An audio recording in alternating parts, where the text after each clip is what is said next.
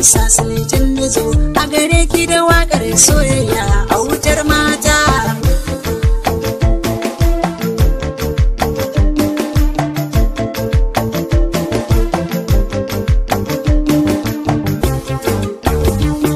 Sarauniya kike dukkan matan duniya, Dawisiya ta kin fi so sarauniya. Ai dole ne na kira ki da suna Hajiya. Sasalitin nake na so a gare ki da tambura a wutar mata.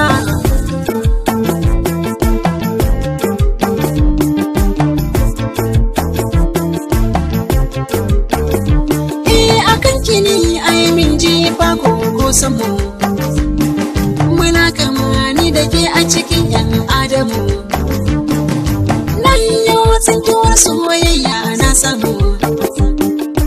Aisha ke na tsinto cikin kogi na so kin fi in mata.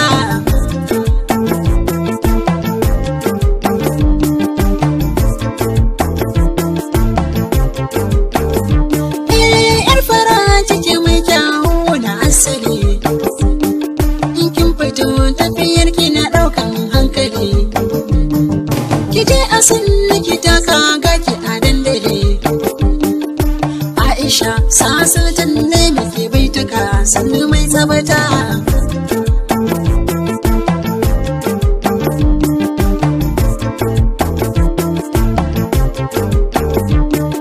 Akan cikin na zama gamji ban faɗi ba, ko a daga ko a buge ni ba.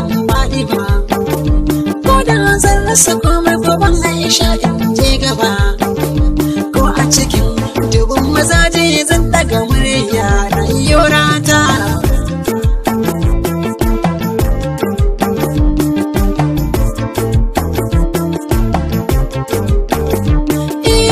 A zahiri na ce na dace, a badili na ce na dace, mikin dare na sura ake ce, bakin hali da kyawu ke ce, a sanki na faɗa na dace.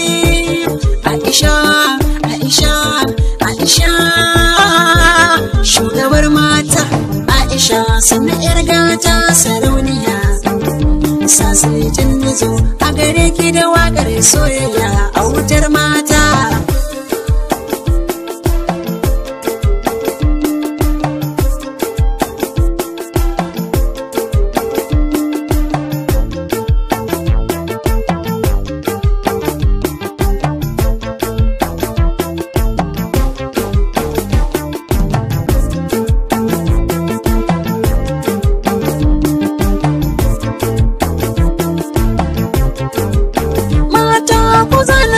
So ba zan so su kamar ki ba, domin ado da shiga na san ba su kai ki ba.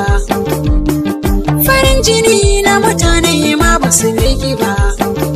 Kai uwa uba a ce kalma na soyayya ki fi yan mata.